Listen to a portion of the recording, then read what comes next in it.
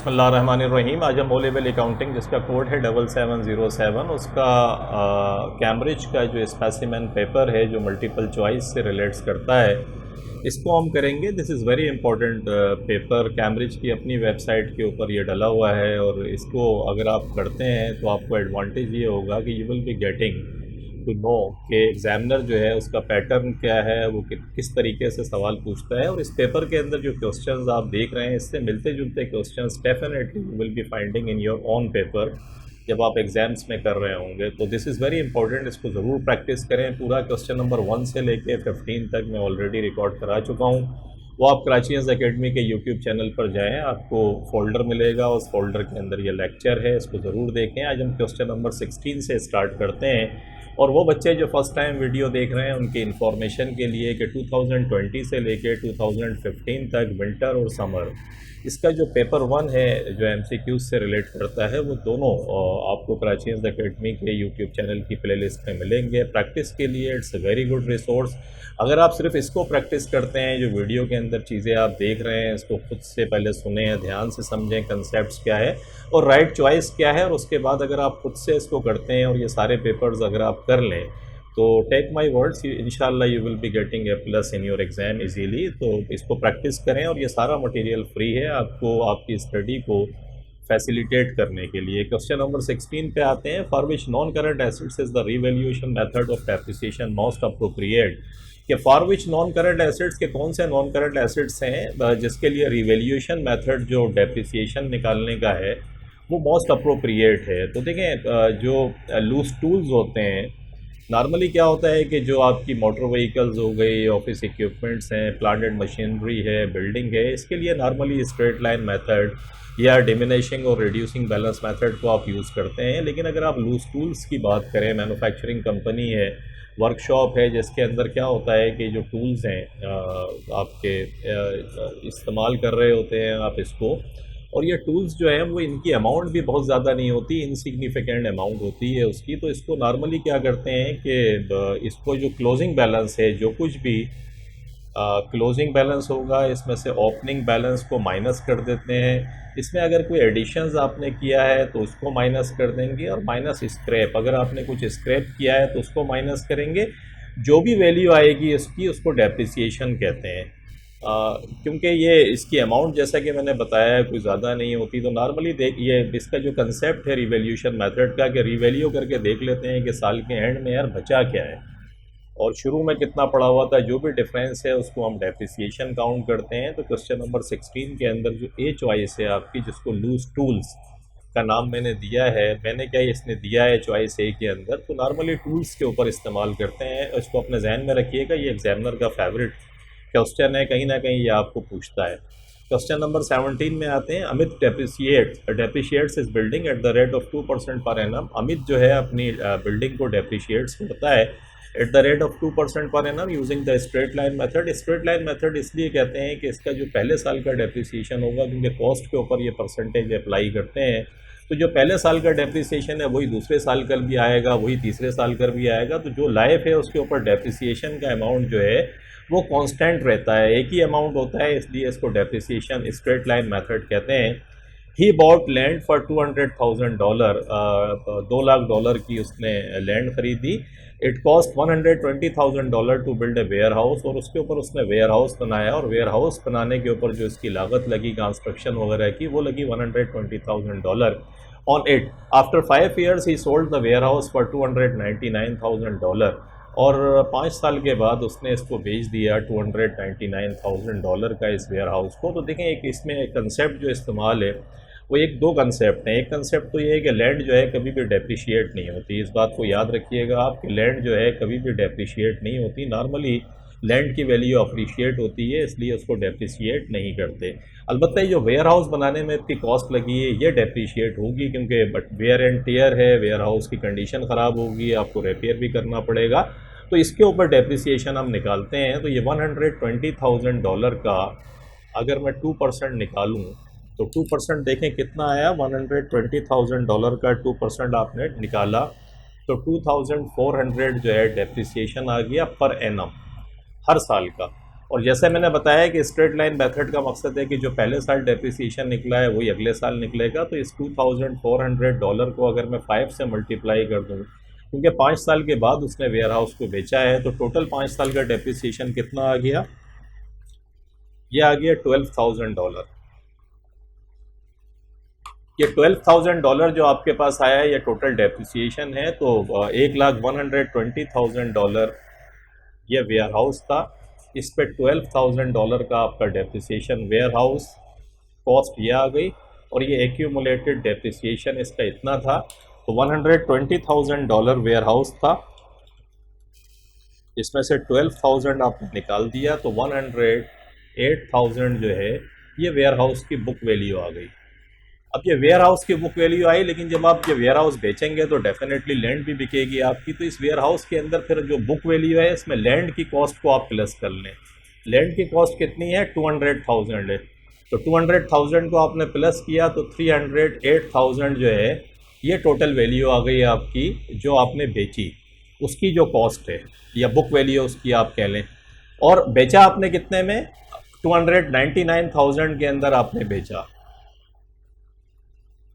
ये cell sold कर दिया आपने। तो $308,000 की चीज़ जो है वो 299,000 में आपने बेची।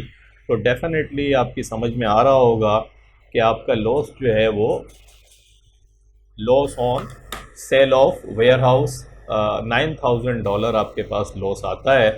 तो क्वेश्चन नंबर 17 में अगर देखें तो ए चॉइस के अंदर 9,000 लॉस उसने आपको दिया है। तो क्वेश्चन नंबर 17 के अंदर वी कैन सेफली से कि हमारी जो राइट चॉइस है वो ए चॉइस बनती है। लॉजिक इसके अंदर याद रखिएगा कि लैंड डेप्रिशिएट नहीं होती, वेयर हाउस है, वेयर हाउस पे 5% 2% पर एनम का डेप्रिसिएशन है और स्ट्रेट लाइन मेथड अप्लाई हो रहा है। तो जो पहले साल डेप्रिसिएशन निकलेगा उसको 5 से हमने मल्टीप्लाई किया, 5 सालों का डेप्रिसिएशन आ गया। वेयर हाउस 120,000 का था, इसमें 5 ईयर्स का डेप्रिसिएशन 12,000 बना, वो हमने माइनस किया तो बुक वैल्यू आ गई 108,000। और इसमें लैंड की जो वैल्यू थी वो हमने एज इट इज़ प्लस करके लिख ली, क्योंकि ये बिक रहा है। तो $308,000 हमारे पास वैल्यू आ गई, जो एक्चुअली हमने $299,000 के अंदर बेच दी। तो we get the loss of $9,000, choice A. Question number 18 में आते हैं, why should accrued expenses be shown in the financial statement of a business. कि एक्रूड एक्सपेंसेस को क्यों फाइनेंशियल स्टेटमेंट के अंदर हम शो करते हैं। तो देखिए बड़ी सिंपल सी लॉजिक है कि वो एक्रू तो आपका इस साल के अंदर हुआ है। एक्रू का मकसद है, like for example I give you an example कि आपका कोई वर्कशॉप है, उसमें आप इलेक्ट्रिसिटी को इस्तेमाल करते हैं, आपके कोई वर्कर्स हैं जो वहाँ पर काम कर रहे हैं, इलेक्ट्रिसिटी का बिल भी आपका आ गया, आपने पे नहीं किया है, साल का एंड हो गया, आपका फाइनेंशियल स्टेटमेंट बनाने जा रहे हैं, तो इलेक्ट्रिसिटी तो इसी साल आपने इस्तेमाल करी है। एक्रूड एक्सपेंस है, आप नेक्स्ट ईयर के अंदर उसकी पेमेंट ज़रूर करेंगे, लेकिन एक्सपेंस तो इसी साल का है। वेजेस जो लोगों ने काम करा वो भी इसी साल काम किया है, तो वो भी एक्रू हो गई है, पेमेंट आपने नहीं करी। ये एक्रूड एक्सपेंसेस की एग्जांपल्स हैं। रेवेन्यू जो आपने जनरेट किया है उस रेवेन्यू को आप मैच करेंगे, किससे मैच करेंगे? जो उसकी कॉस्ट लगी है, क्योंकि ये एक्सपेंस जो हैं इन्होंने रेवेन्यू जनरेट करने के अंदर अपना रोल प्ले करा है, तो हम इनको मैच करते हैं। मैचिंग कंसेप्ट कहलाता है कि जो रेवेन्यूज़ होते हैं, इसलिए एक्रूड एक्सपेंसेस को हम फाइनेंशियल स्टेटमेंट के अंदर शो करते हैं, ताकि वो इनकम जो हमने जनरेट की है इन एक्सपेंसेस की मदद से उनकी मैचिंग हो जाए, ताकि हमारे पास सही प्रॉफिट एंड लॉस जो है वो निकले। ये बेसिकली इसका कंसेप्ट है। चॉइस ए में देखते हैं, so that the correct total of the current assets is shown in the statement of financial position. ये गलत बात है, क्योंकि एक्रूड एक्सपेंसेस लाइबिलिटी होती है और ये पर्पस भी नहीं है।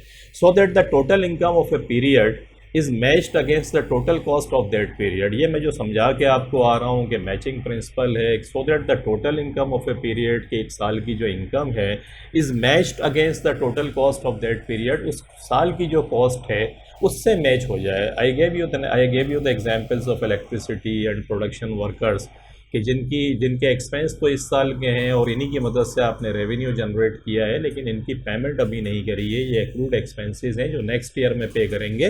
तो मैच करने के लिए हम फाइनेंशियल स्टेटमेंट में लाते हैं। चॉइस बी हमारी सही है। सी पढ़ लेते हैं, to show how much customers owe the business, ये भी इनकरेक्ट है। टू शो दैट अमाउंट और टू क्रेडिट सप्लायर्स, कि क्रेडिट सप्लायर्स को कितनी पेमेंट करनी है, तो वो तो कने आपको पेमेंट करनी ही है, लेकिन एक्चुअली मैचिंग कंसेप्ट है। तो बी चॉइस आपकी राइट चॉइस है। क्वेश्चन नंबर 19 में आते हैं, a trader sold goods to Zahid on credit. एक ट्रेडर है, उसने जाहिद को माल उधार बेचा। Zahid was unable to pay the amount owing and the balance of his account was written off. Zahid जो है वो इस काबिल नहीं था कि इसकी पेमेंट कर सके और इसके अकाउंट्स को आपने राइट ऑफ कर दिया। Which entries will the trader make to write off this irrecoverable debts, कि इस इररिकवरेबल डेट्स को राइट ऑफ की एंट्री क्या पास करेगा अपने पास जो ट्रेडर है। तो देखिए बड़ा सिंपल सा है, याद रखिएगा कि जब भी किसी के अकाउंट को हम राइट ऑफ करते हैं तो राइट ऑफ का मकसद अकाउंटिंग में ये है कि उसके अकाउंट को ख़त्म कर रहे हैं। तो जाहिद से पैसा लेना है, इसके अकाउंट को अगर ख़त्म करना है तो इसके अकाउंट को हम क्रेडिट करेंगे और बैड डेट्स या इररिकवरेबल डेट्स को हम डेबिट कर देंगे। ये एक्सपेंस होगा जो इनकम स्टेटमेंट के अंदर चला जाएगा और जाहिद का अकाउंट जो है वो कैंसिल हो जाएगा। इररिकवरेबल डेट्स के मेरा एक फ़ोल्डर है कराची एकेडमी के यूट्यूब चैनल पर, आप जाएं तो फोल्डर मिलेगा आपको इररिकवरेबल डेट्स का। उसमें कुछ लेक्चर्स हैं, अगर वो लेक्चर्स आप देख लें तो आपको कभी ज़िंदगी में ये प्रॉब्लम्स नहीं होगी कि प्रोविज़न फॉर बैड डेट्स का बैलेंस कितना है, क्रेडिट बैलेंस का क्या करते हैं, डेबिट बैलेंस का क्या करते हैं, एजिंग कैसे निकालते हैं, इररिकवरेबल डेट्स कैसे होता है। तो वो ज़रूर जाकर देखें, आपके कंसेप्ट बहुत स्ट्रॉन्ग होंगे। तो यहाँ इस सवाल के लिए आपने एंट्री देखी कि एंट्री क्या होगी कि इररिकवरेबल डेट्स और जाहिद के अकाउंट को क्रेडिट करेंगे ताकि उसका अकाउंट क्लोज हो जाए हमारी बुक में। तो यहाँ देखते हैं, ए के अंदर इररिकवरेबल डेट्स को डेबिट करके सेल्स को क्रेडिट किया है जो इनकरेक्ट है। बी के अंदर अलबत्ता इररिकवरेबल डेट्स को डेबिट किया है और जाहिद के अकाउंट को क्रेडिट किया है। तो क्वेश्चन नंबर 19 के अंदर वी कैन सेफली से हमने समझा भी है कि बी पार्ट जो है वो इसकी राइट चॉइस है। तो सी और डी के अंदर तो सेल्स को डेबिट किया, जाहिद को डेबिट किया, ये इनकरेक्ट है, बी राइट चॉइस है। Sumit maintains a provision for doubtful debts at 5% of the trade receivable at the end of each financial year, के हर फाइनेंशियल ईयर के एंड पे वो 5% ट्रेड रिसीवेबल का, ये जो मैं अभी बता के आ रहा हूँ इसको ज़रूर देखें जाके कराची एकेडमी के यूट्यूब चैनल की प्लेलिस्ट पे। इररिकवरेबल डेट्स को ये भी देखें, उसी से रिलेट कर रहा है, एग्जामिनर का बड़ा फेवरेट है। हर साल मल्टीपल चॉइस के अंदर या पेपर 2 के अंदर भी ये आ रहा होता है। तो इसको आप रिफ्रेश करें अपने कंसेप्ट को। ऑन 1 जनवरी 2000, यहाँ उसने कहा है कि 5% वो ट्रेड रिसीवेबल का मेंटेन करता है। On 1 January 2016 the trade receivable amounted to $3,500 and the provision for doubtful debts was $175 के 1 जनवरी 2016 को जो ट्रेड रिसीवेबल था, ये ओपनिंग है ट्रेड रिसीवेबल का, वो $3,500 था and the provision for doubtful dates जो है $175 था। ये ऑलरेडी क्रेडिट बैलेंस आपके पास पड़ा हुआ था, ओपनिंग बैलेंस इसने आपको दिया। The income statement for the year ended 31 December 2016 was debited with $15 for the provision for doubtful dates. के इनकम स्टेटमेंट जब आपने बनाई तो उसके अंदर जो प्रोविज़न फॉर डाउटफुल डेट्स जो आपने लेकर गए एज एन एक्सपेंस बना के, वो $15 का था। How much did the trade receivable owe on 31 December 2016 के 31 दिसंबर 2016 को एंडिंग बैलेंस जो है वो कितना था। अब इसको किस तरीके से करेंगे, देखें बड़ा सिंपल है। ऑलरेडी $175 आपके पास पड़े हुए थे पहले से, ऑलरेडी इन बैलेंस $175 था और आपने हिट कितनी पड़ी आपको $15 की। तो इनकम स्टेटमेंट के अंदर प्रोविज़न फॉर डाउटफुल डेट्स कितना लेकर गया, $15। इसको प्लस करें 190। इसका मकसद है एक्चुअली जो भी परसेंटेज आपने निकाली इस ट्रेड रिसीवेबल जो भी एंड के ऊपर था उसका 5% निकाल कर जो अमाउंट आपके पास आई वो एक्चुअली $190 थी। क्यों थी, क्योंकि देखें 190 के अंदर से 175 ऑलरेडी पड़ा हुआ था, वो माइनस करेंगे तो $15 आ जाएगा। तो $190 जो है वो एक्चुअली ट्रेड रिसीवेबल का 5% है। अगर 190 का मैं 100% निकाल लूँ, 100% क्योंकि ट्रेड रिसीवेबल 100% था, उसका 5% निकाला आपने तो 190 बना ना। 190 का आप मल्टीप्लाइड बाई 100 डिवाइडेड बाय 5 करें तो 3800 आता है। ये ट्रेड रिसीवेबल एट एंड 3800 जो है वो आपके पास था। और देखें मैं आपको ये जो आपने कैलकुलेशन करी है, फर्स्ट कर लेते हैं ये ट्रेड रिसीवेबल का अमाउंट आपको दिया हुआ था तो आप क्या करते हैं, इसका 5% निकालते। इसका 5% देखें कितना आ गया, 190 आ गया। 190 जब आपने निकाला तो ऑलरेडी कितना पड़ा हुआ था आपके पास,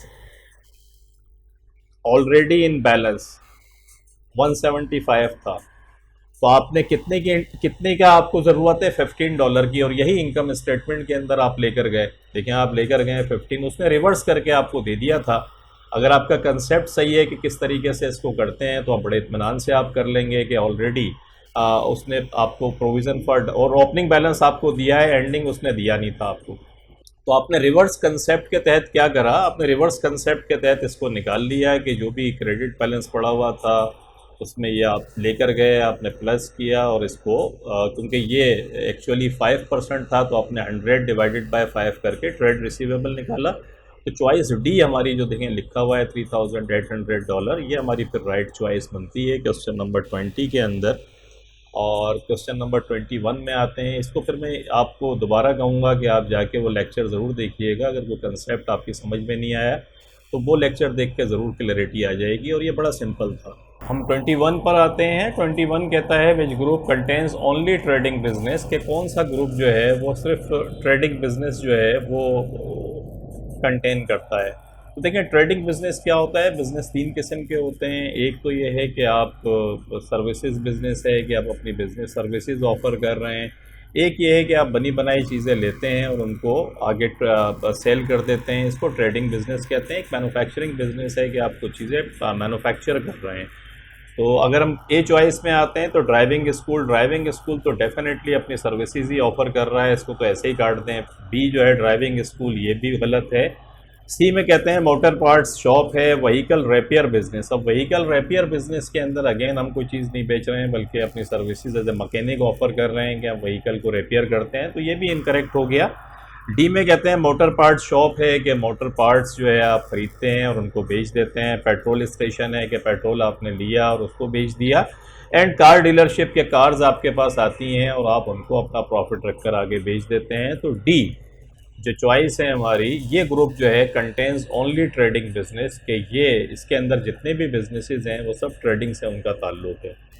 तो 21 में डी चॉइस आपकी राइट चॉइस है। क्वेश्चन नंबर 21 के अंदर आते हैं विच स्टेटमेंट इज़ करेक्ट। ये बताएं कौन सा स्टेटमेंट करेक्ट है कि रेवेन्यू बराबर है, तीन आइटम है, cost of goods sold, gross profit and cost of goods sold में से ग्रॉस प्रॉफिट को माइनस किया, उसमें से सेल्स रिटर्न को माइनस किया, और फिर बराबर रेवेन्यू को इस सवाल को हम ऐसे समझते हैं।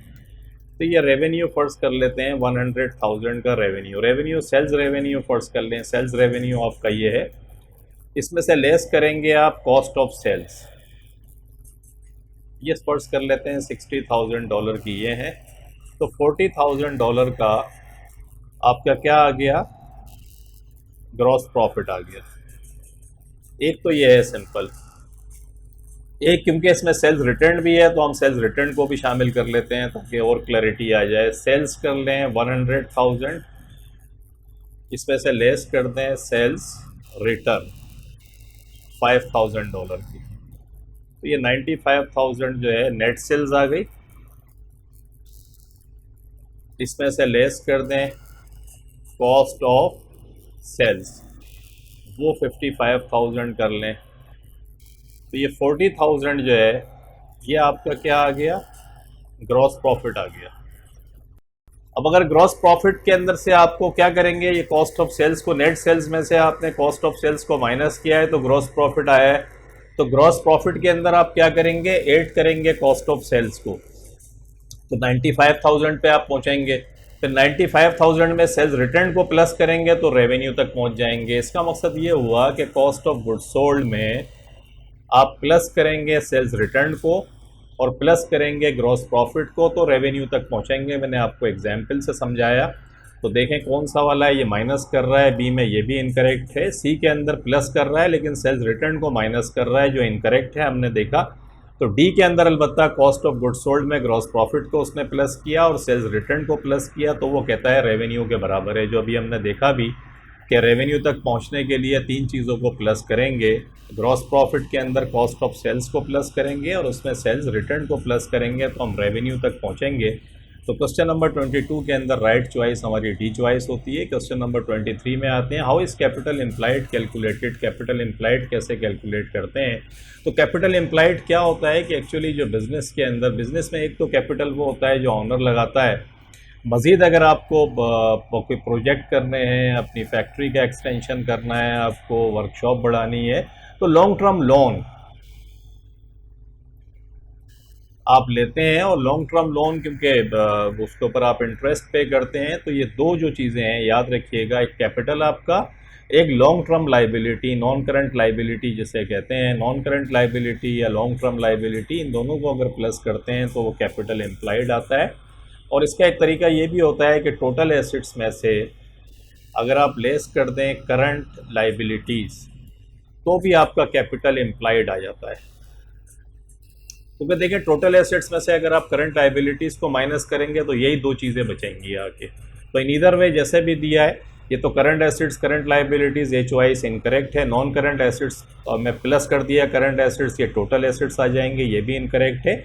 ऑनर्स कैपिटल के अंदर नॉन करंट लाइबिलिटीज़ आपने प्लस कर दी, और ये जो सी चॉइस है आपकी, आपने देखा कि वो राइट चॉइस है कि ऑनर्स कैपिटल में नॉन करंट लाइबिलिटीज़, डी में ऑनर्स कैपिटल में टोटल लाइबिलिटीज़ को प्लस कर रहा है। टोटल में करंट लाइबिलिटीज़ भी शामिल हो जाती हैं जो फिर कैपिटल एम्प्लॉयड का पार्ट नहीं होती हैं, इसलिए 23rd के अंदर जो राइट चॉइस है वो हम कह सकते हैं सी चॉइस है। क्वेश्चन नंबर 24 में आते हैं, which should be entered in the appropriation account of A partnership. के अप्रोप्रिएशन अकाउंट जो पार्टनरशिप का है उसमें कौन सी चीज़ आएगी। अब देखिए तीन आइटम दिए हैं, इंटरेस्ट ऑन पार्टनर्स कैपिटल है, इंटरेस्ट ऑन पार्टनर्स लोन है, और पार्टनर्स ड्राइंग है। देखिए ये जो interest on partners capital, appropriation account क्या होता है पहले इसको समझ लें। अगर आप प्राचीन अकेडमी के यूट्यूब चैनल पर जाएँ तो उसकी प्ले लिस्ट में मैंने एएस लेवल अकाउंटिंग के पार्टनरशिप्स के लेक्चर रिकॉर्ड कराए हैं। उसके शुरू के 2-3 आप अगर जाकर देखेंगे तो ऑल्दो वो एएस लेवल के लिए हैं, लेकिन वो आपके कंसेप्ट्स जो हैं वो बहुत हद तक क्लियर करेंगे और आप इसको समझने के काबिल होंगे, तो उनको ज़रूर जाकर देखें अगर आपके कंसेप्ट्स क्लियर नहीं है। सेकंड ये याद रखें कि एक इनकम स्टेटमेंट होती है, इनकम स्टेटमेंट के अंदर हम क्या करते हैं कि इनकम या लॉस हमारी आती है। तो ये जो इंटरेस्ट ऑन पार्टनर्स लोन आपको नज़र आ रहा है, ये एक्चुअली इनकम स्टेटमेंट का पार्ट है। क्यों? क्योंकि ये बिज़नेस का एक्सपेंस हो गया। अगर किसी पार्टनर से आपने लोन लिया और आप उसको इंटरेस्ट पे कर रहे हैं, तो एज ए बिज़नेस का वो क्या है, एक्सपेंस है। तो इसको इनकम स्टेटमेंट के अंदर हम लेकर जाते हैं, या अप्रोप्रिएशन अकाउंट में नहीं जाता। इनकम स्टेटमेंट से जो भी इनकम आती है या लॉस आता है वो फिर अप्रोप्रिएशन अकाउंट में जाता है, और पार्टनरशिप के एग्रीमेंट के हिसाब से उसको फिर हम डिस्ट्रीब्यूट करते हैं। Like interest on partners capital हो गया, ये हम दे देते हैं।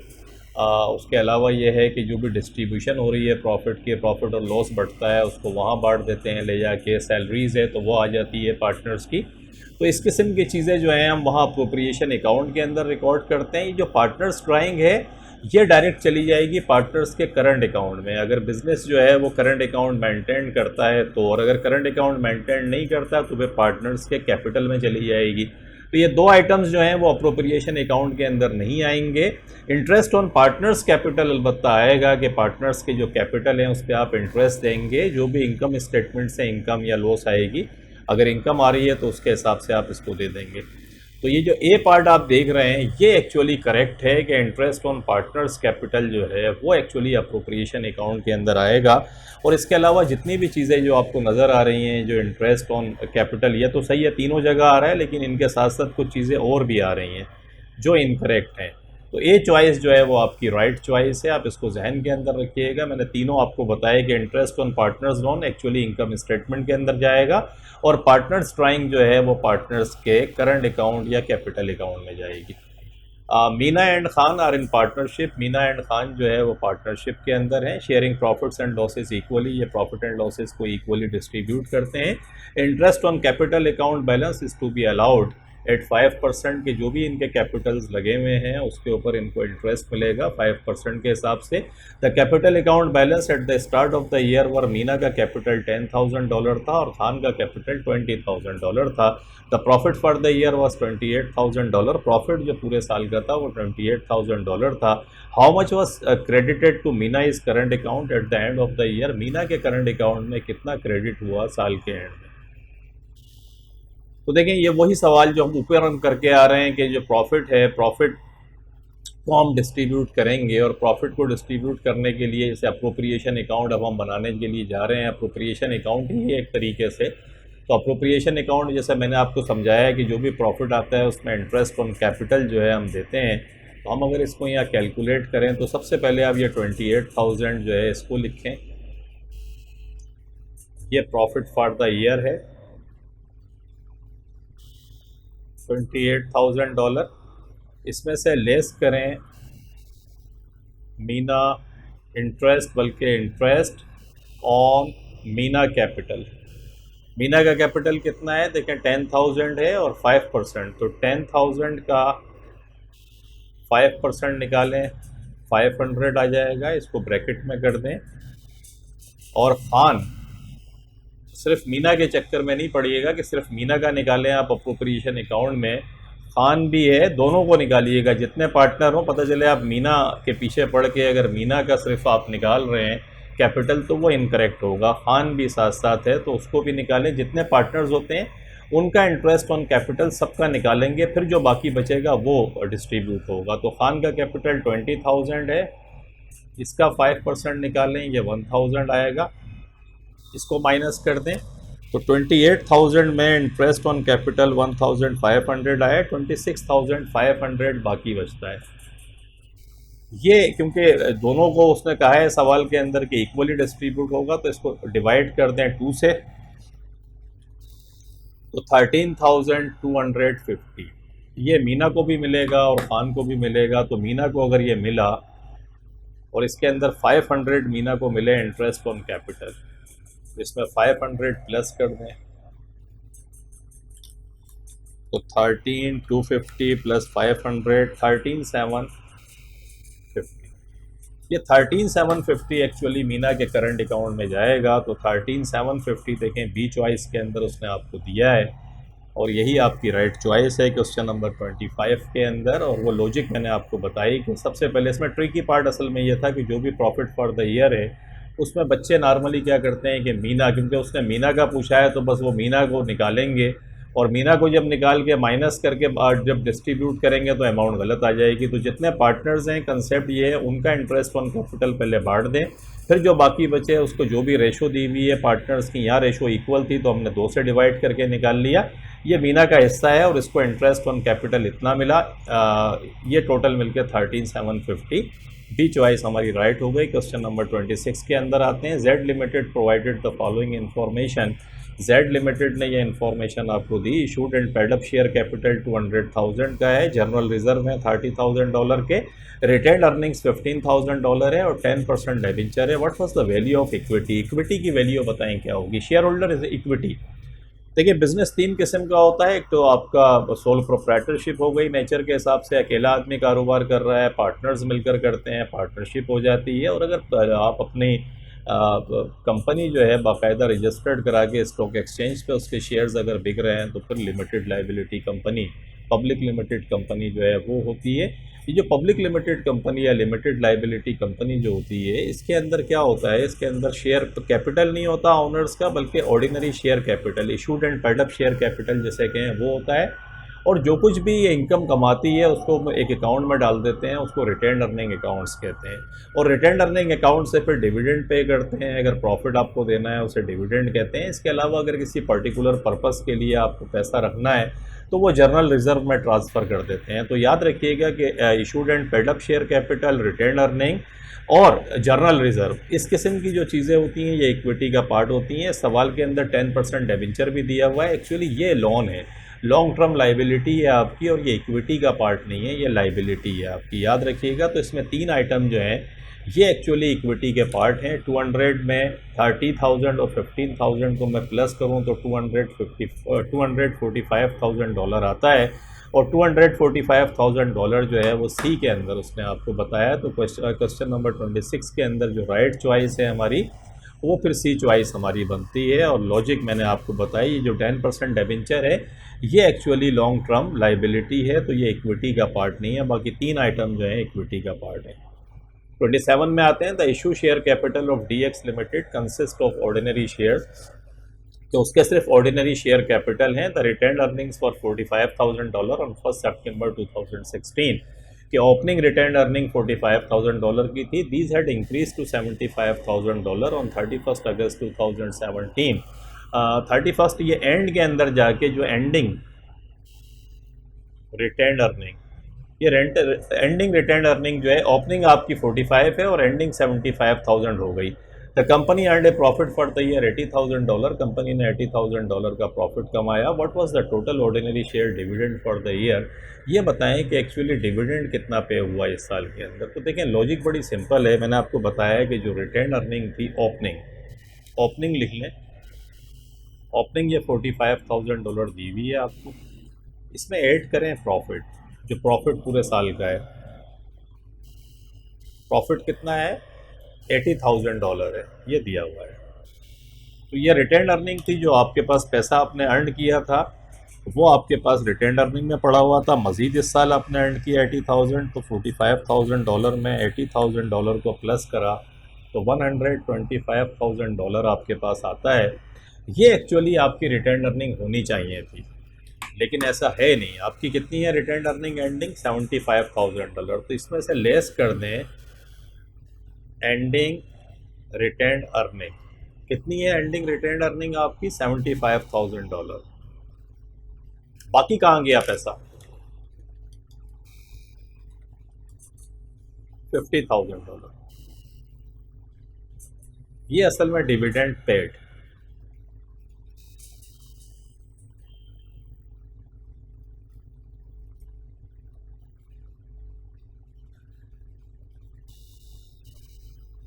डिविडेंड पेड, ये आपने डिविडेंड माने अपने अपने ऑर्डिनरी शेयर होल्डर्स को प्रॉफिट आपने दिया। लॉजिक बड़ी सिंपल है कि रिटेन अर्निंग ओपनिंग के अंदर $45,000 थी, मजीद आपने प्रॉफिट कमाया तो आपके पास $125,000 होने चाहिए थे। वो कहता है रिटेन अर्निंग एंड में सिर्फ $75,000 है। तो डिविडेंड जो पे करते हैं, मैं अभी ऊपर भी बता के आ रहा हूँ, वो रिटेन अर्निंग में से पे करते हैं। तो रिटेन अर्निंग इसका मकसद है $125,000 होनी चाहिए थी, है 75, तो इसका मकसद है बाकी आपने डिविडेंड पे कर दिया। तो चॉइस डी अगर आप देखें 27 में, तो आपको दे रहा है वो $50,000। यही आपकी राइट चॉइस है। 27 के अंदर वी कैन सेफली से कि डी हमारी राइट चॉइस। क्वेश्चन नंबर 28 में आया, club provided the following information. Club जो है नॉन प्रॉफिट ऑर्गेनाइजेशन होते हैं, अपने मेंबर्स को फैसिलिटेट करते हैं और नॉर्मली इनकी जो इनकम होती है वो सब्सक्रिप्शंस जो मेंबर पे करते हैं मंथली या ईयरली या बाय मंथली या आपका बाय एनुअली कह लें, तो वट एवर जो भी वो क्लब डिसाइड करेगा तो वो इनका रेवेन्यू होता है। और इसके अलावा जो खर्चे होते हैं, जो एम्प्लॉइज़ आपने रखे हुए हैं, अगर कोई रेंट की प्रीमिसेस है तो ये सब खर्चे निकलने के बाद में आपका इनकम एंड एक्सपेंडिचर अकाउंट बनाते हैं। इसमें इनकम स्टेटमेंट नहीं बनाते हैं, इनकम एंड एक्सपेंडिचर अकाउंट बनाते हैं। और बाकी कैश की जो मूवमेंट्स हो रही होती है उसके लिए रिसीट्स एंड पेमेंट अकाउंट बनता है। और बाकी तीसरा जो है वो स्टेटमेंट ऑफ फाइनेंशियल पोजीशन बनता है। तो यहाँ इसने रिसीट्स हमें दी है $21,600 की, पेमेंट्स कह रहा है कि $20,000 की, यानी क्लब के जो मेंबर्स हैं उनका सब्सक्रिप्शंस या और कोई इनकम रिसीव हुई तो 21,600 आपकी इनकम है। और पेमेंट्स आपने खर्चों की इतनी करी, डेप्रिसिएशन जो है उस साल का इतना निकला। एक्यूमुलेटेड फंड का मकसद है, एक्चुअली ये कैपिटल टाइप की चीज़ ही समझ लें आपके। एक्यूमुलेटेड फंड का मकसद रिटेन अर्निंग, कैपिटल, क्लब की ज़बान के अंदर उसको हम कहते हैं एक्यूमुलेटेड फंड। याद रखिएगा, ये जो जैसे पब्लिक लिमिटेड कंपनी के अंदर रिटेन अर्निंग होती है, अगर सिंगल आदमी काम कर रहा है तो फिर क्या होगा, ऑनर्स कैपिटल होगा, पार्टनरशिप है तो पार्टनर्स कैपिटल होंगे, और क्लब अगर है तो फिर उसके अंदर एक्यूमुलेटेड फंड होगा। ये फंड कितना पड़ा हुआ था भाई जो बचा हुआ है? रिटेन अर्निंग जैसे होती है पब्लिक लिमिटेड कंपनी में, देयर वर नो एक्रूवल्स, कोई एक्रूवल्स नहीं थी, यानी कोई ऐसा एक्सपेंस नहीं हुआ कि जो हो तो गया है लेकिन जिसकी पेमेंट करनी है, एंड प्री पेमेंट्स, और कोई आपने एडवांस पेमेंट नहीं करी।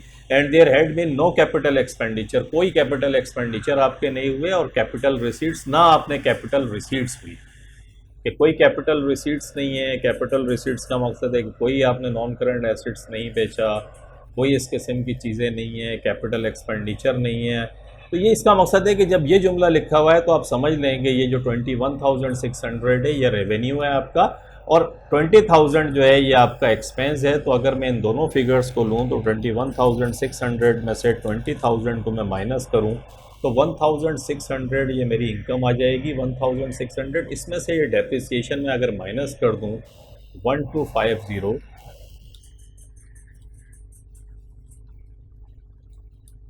तो ये जो $350 है ये एक्चुअली नेट इनकम है मेरी।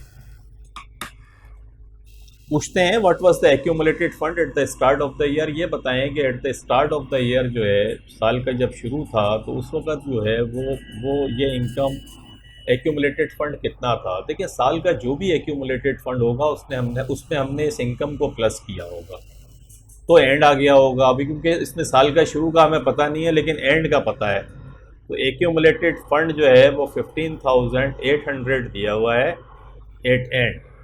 इसके अंदर सिंपल आप क्या करें, लेस कर दें नेट इनकम। ये जो नेट इनकम ऊपर आपने कैलकुलेट की है $350, ये आप माइनस कर दें,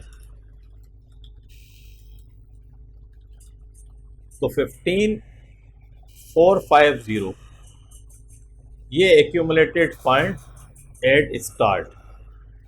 साल के शुरू में आपके पास ये था, देखिए ये था, इसमें प्रॉफिट कर लें, इनकम को जमा कर लें, यहीं पहुंच जाएंगे। लॉजिक बड़ी सिंपल है, ओपनिंग और एंडिंग को याद रखिएगा। इनकम आपने निकाल ली है, जो उसने जुमला दिया था इससे आपकी समझ में आ गया कि भाई कोई अप्रूवल्स नहीं है, कोई प्रीपेमेंट नहीं है, तो जो रिसीट्स है cash basis of accounting actually ये हो गई कि जो रिसीट्स थी वही इनकम है, जो पेमेंट्स है वो खर्चे हैं, उनको निकाल लें और डेप्रिसिएशन को माइनस करके नेट इनकम निकाल दें। जो एंड का फंड दिया हुआ है उसमें से इसको माइनस करें, ओपनिंग की फिगर आ जाएगी।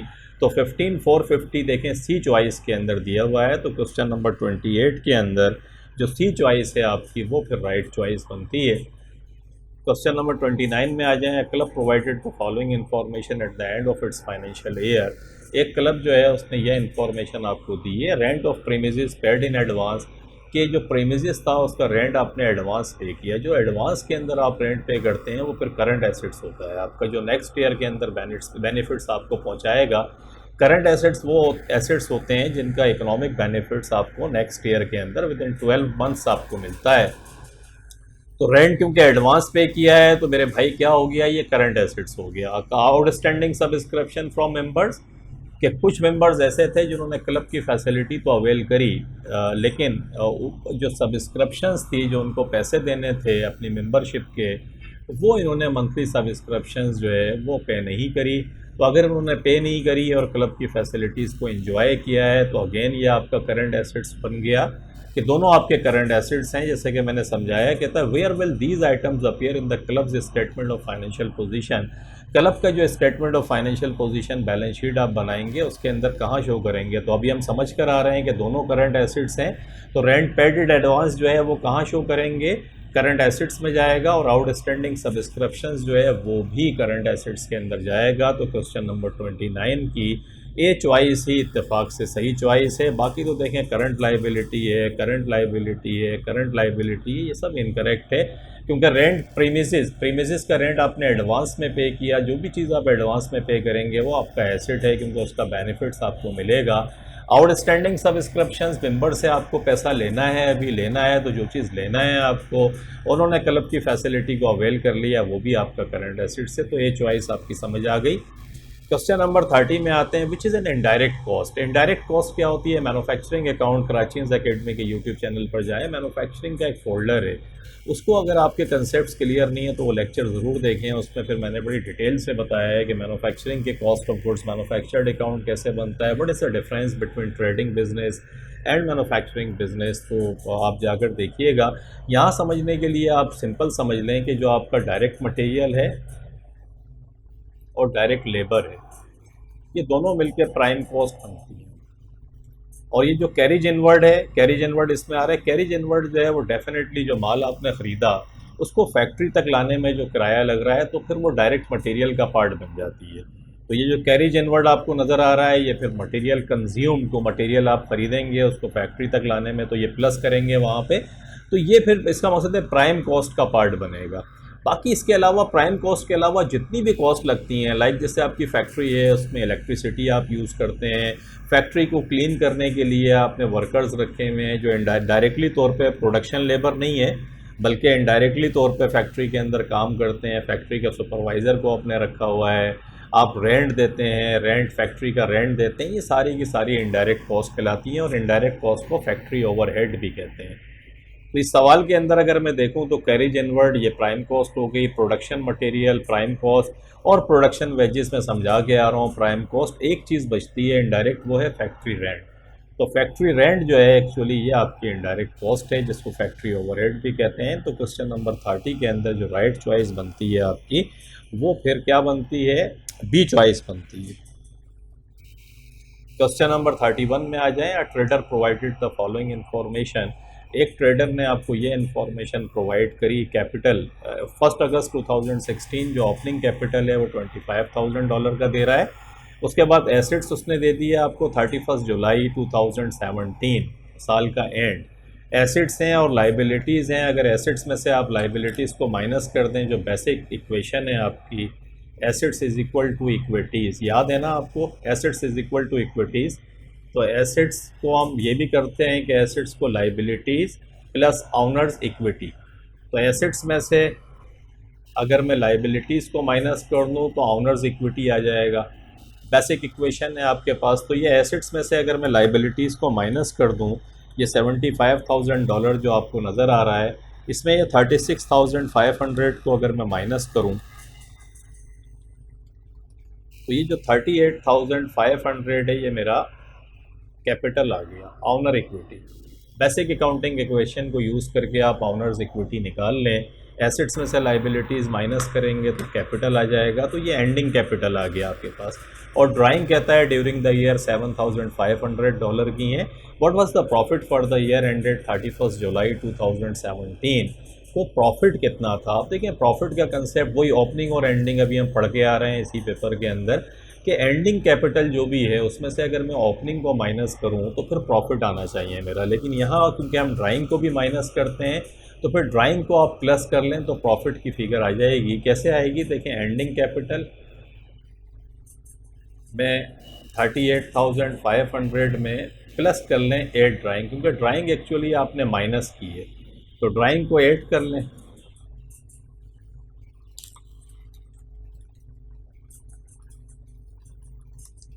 तो 46,000 बनता है।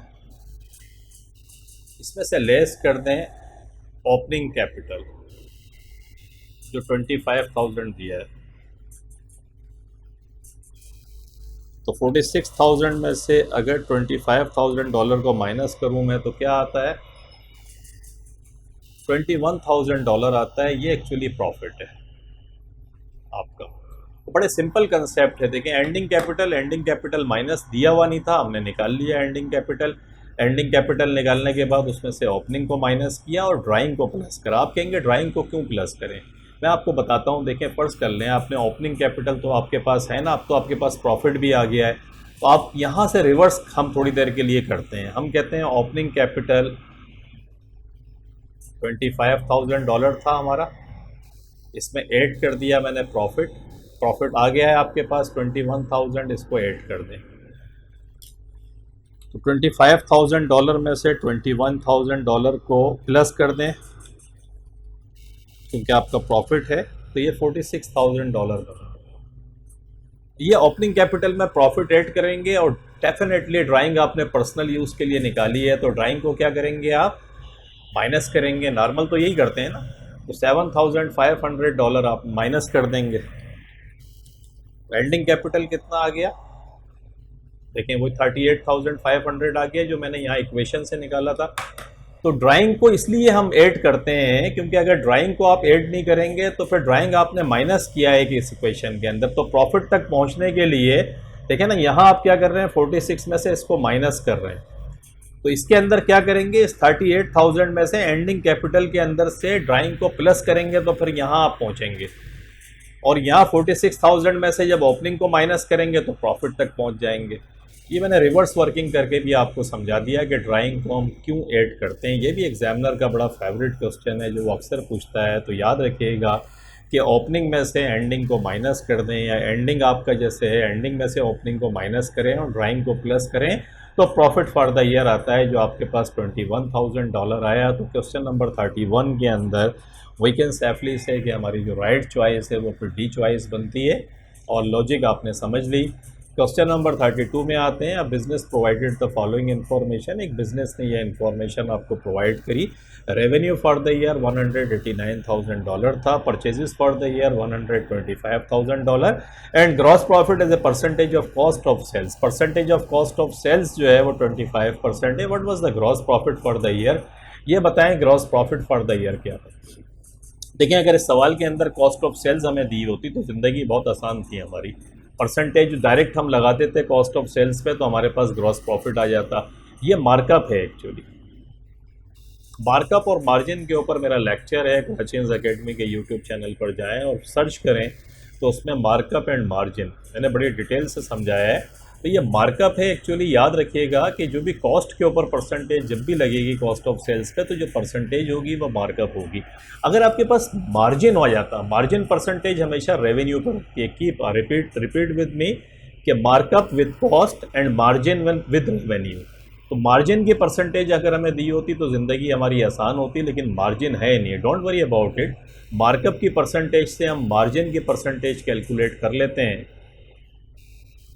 मार्कअप 25% है। मार्जिन तक कैसे पहुंचेंगे, इसका आसान तरीका है कि 25 को आप क्या करें, इसको फ्रैक्शन फॉर्म के अंदर लिखें। फ्रैक्शन फॉर्म के अंदर 25 1 और 25 4 जो है वो 100 आ जाएगा। ये सिंपल फ्रैक्शन आपने कर ली। जो भी आपके पास नीचे डिनोमिनेटर आ रहा है इसके अंदर 1 प्लस कर दें, बस आप 1 प्लस करके लिख दें। ये 1/5 हो गया। इसको फिर क्या करें, 1 को डिवाइड करें 5 से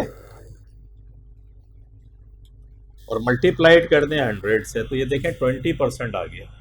ये मार्जिन परसेंटेज आ गई।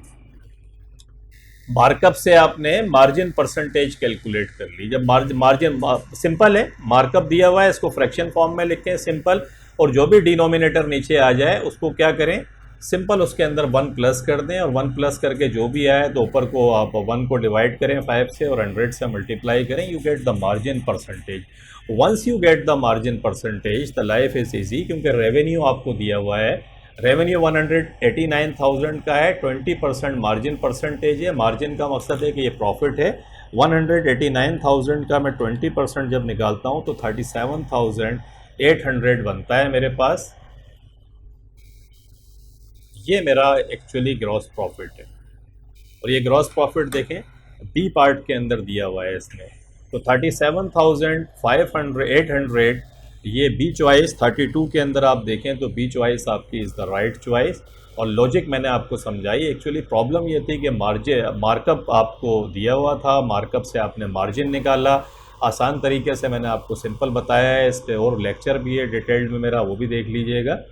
और इस तरीके से हमने इसको करा। तो क्वेश्चन नंबर 32 के अंदर वी कैन सेफली से कि choice B is the right choice. Question number 33 में आते हैं। Donald's rate of inventory turnover was 10 times, के डोनल्ड्स का rate of inventory turnover 10 times था, यानी 10 टाइम्स उसकी इन्वेंट्री में मूवमेंट होती है और वो बिकती है।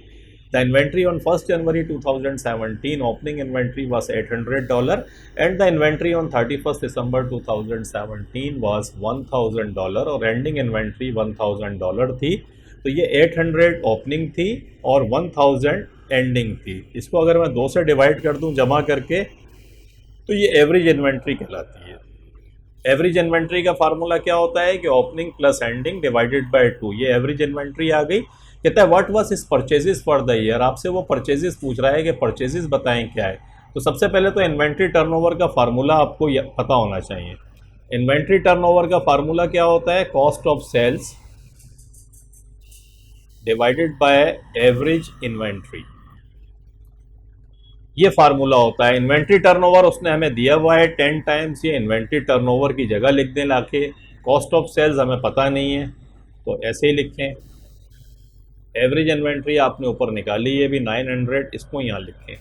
कॉस्ट ऑफ सेल्स आप यहाँ रोक लें, आपको मालूम करना है।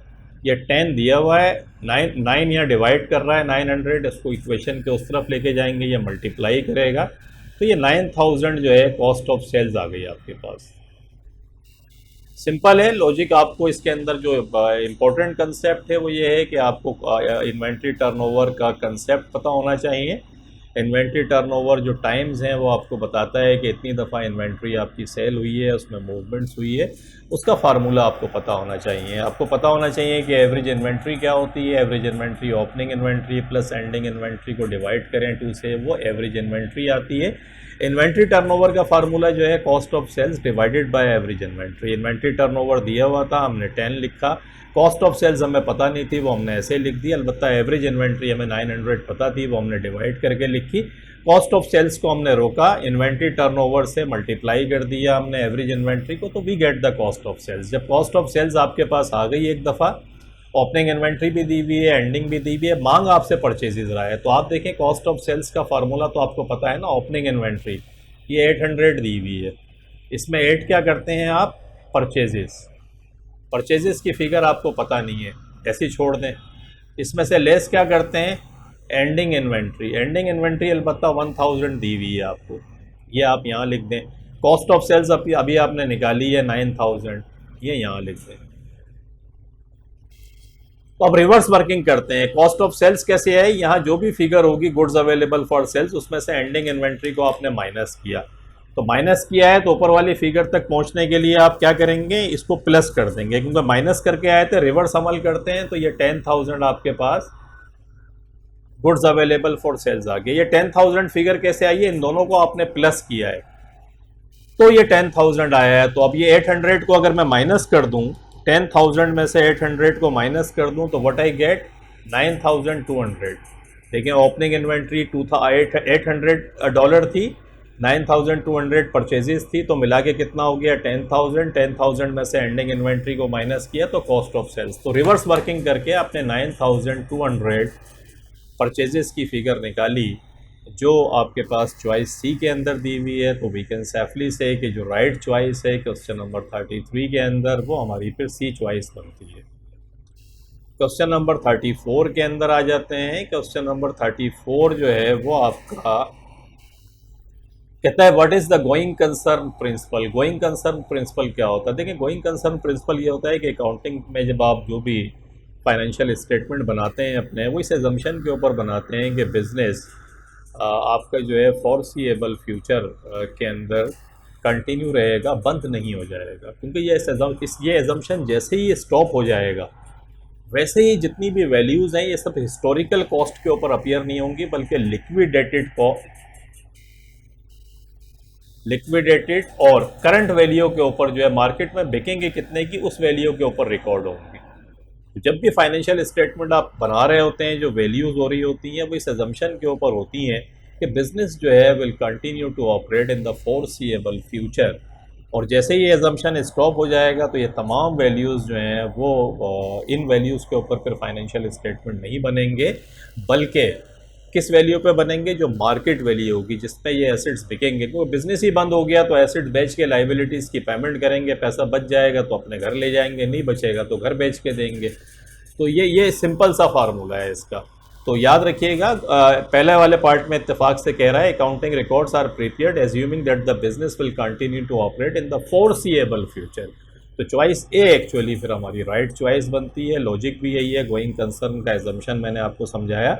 अभी प्रीवियस अगर पेपर्स देखेंगे जाके तो उसमें ये भी उसने पूछा है एक जगह कि जी बिजनेस अगर गोइंग कंसर्न एजम्पशन जो है वो स्टॉप हो जाएगा तो किस वैल्यू पे आप रिकॉर्ड करेंगे, तो फिर करंट वैल्यू पे रिकॉर्ड करेंगे जो मार्केट से हमें मिलेगी। तो 34 की ये चॉइस हो गई। 35 में आते हैं, which accounting objective is being applied when financial statements financial information affects business decisions के कौन सा अकाउंटिंग ऑब्जेक्टिव आप अप्लाई करते हैं, अप्लाई हो रहा होता है जब कोई फाइनेंशियल इंफॉर्मेशन बिजनेस डिसीजंस को जो है अफेक्ट कर रही होती है। तो देखिए उसमें कंपेरेबिलिटी तो आपको ये बताती है कि इंफॉर्मेशन कंपेयर करके क्या चीज़ें आ रही हैं। रिलायबिलिटी इंफॉर्मेशन की रिलायबिलिटी को बताती है। अंडरस्टैंडेबल ये है कि इंफॉर्मेशन अंडरस्टैंडेबल है। एक जो बी पार्ट है इसका एक्चुअली वही राइट चॉइस है, और वो राइट चॉइस इसलिए कि रिलेवेंस। तो देखिए इंफॉर्मेशन का तो एक मकसद, there is a lot of information in business. Business decisions जो हैं वो डिफरेंट किस्म के आप कर रहे होते हैं। फॉर एग्जांपल पेरोल से रिलेटेड कोई एम्प्लॉई से रिलेटेड आप कोई फैसला करने जा रहे हैं कि एम्प्लॉई जो है उनको रखा जाए या उनको निकाल दिया जाए, तो उनकी जो कॉस्ट है वो फिर रिलेवेंट इन्फॉर्मेशन है कि उनको एक्चुअली क्या क्या पे करना पड़ता है और उनसे क्या क्या एडवांटेजेस ले रहे हैं, वो क्या क्या उनकी रोल एंड रिस्पॉन्सिबिलिटीज़ हैं, उनको ले ऑफ कर सकते हैं या नहीं कर सकते हैं। तो इससे रिलेवेंट इन्फॉर्मेशन जो होगी, अब अगर इसके अंदर कोई डेप्रिसिएशन की वैल्यू लेकर आ जाए कि भाई ये भी इनकम स्टेटमेंट में आया है, तो वो फिर रिलेवेंट नहीं है, वो फिर दूसरे पर्पज़ में इस्तेमाल होगी। तो जब भी कोई फाइनेंशियल इन्फॉर्मेशन अफेक्ट्स करे बिजनेस डिसीजंस को, तो आप समझ लें कि जो ऑब्जेक्टिव अप्लाई हो रहा है वो कौन सा होगा, रिलेवेंस का, कि इन्फॉर्मेशन रिलेवेंट भी है या नहीं है। तो क्वेश्चन नंबर 35 भी ख़त्म हो गया और this is very important paper, आप इसको देखिएगा। इसमें बड़े इंपॉर्टेंट किस्म के कंसेप्ट चेक हुए हैं और इसको लेक्चर 1 भी है और ये लेक्चर 2 अभी हमने रिकॉर्ड करा, तो 2 लेक्चर्स के अंदर जो है ये पूरा आपके पास आ गया। आप इसको देखें इत्मीनान के साथ और देखने के बाद खुद से इस पेपर को करें। This is again I would say this is very important paper और इसको पूरा आप करें। और इसके अलावा जैसा कि मैंने कहा कि 2020 से 2015 तक सारे पेपर विंटर समर दोनों के पड़े हुए हैं कराचियंस एकेडमी के यूट्यूब चैनल पे। प्रैक्टिस के लिए this is a very good resource और अगर आप जितना प्रैक्टिस करेंगे, क्योंकि अकाउंटिंग में 2 ही चीज़ें होती हैं, एक कंसेप्ट, एक आपकी प्रैक्टिस। कंसेप्ट्स अच्छे भी हैं आपके हैं, आप प्रैक्टिस नहीं कर रहे हैं, तो take my words you will be having a lot of difficulty in examination hall. और कंसेप्ट्स अच्छे नहीं हैं लेकिन आप बार बार प्रैक्टिस कर रहे हैं, तो again take my words you will be comfortable sitting in the examination hall and doing the paper because you have made a lot of the practices और प्रैक्टिस मैक्स परफेक्ट। कंसेप्ट्स भी आपके gradually जो है वो सही हो जाते हैं। तो wish you all the best. हम इंशाल्लाह मिलते हैं फिर, जब तक ये सिलसिला हम कंटिन्यू रखेंगे, जब तक इंशाल्लाह आपके एग्ज़ाम्स नहीं हो जाते। कोई चीज़ अगर आपकी समझ में नहीं आती तो वी आर ओपन। यहाँ गुलशन इकबाल कराची के अंदर मैन नीपा के ऊपर वी आर सिचुएटेड। इन एग्ज़ाम्स के दिनों में अगर किसी बच्चे को जो आसपास रहता है, कोई भी स्टूडेंट्स अगर आसपास रहता है और उसको कोई अब स्पेशली कोई चीज़ समझ में नहीं आ रही है या डिफ़िकल्टी है, तो जो नंबर आ रहा होगा जो आप वीडियो देख रहे हैं, इस पर कांटेक्ट करके आप यहाँ आ भी सकते हैं, कांटेक्ट करके, या फिर लिख भी व्हाट्सएप पे कमेंट्स के अंदर लिखें अगर आपको कोई प्रॉब्लम हो रही है, और अपनी ज़िंदगी आसान करें and get A+ in your exam with the clarity of concept. Thank you very much for watching the video. अल्लाह हाफिज़।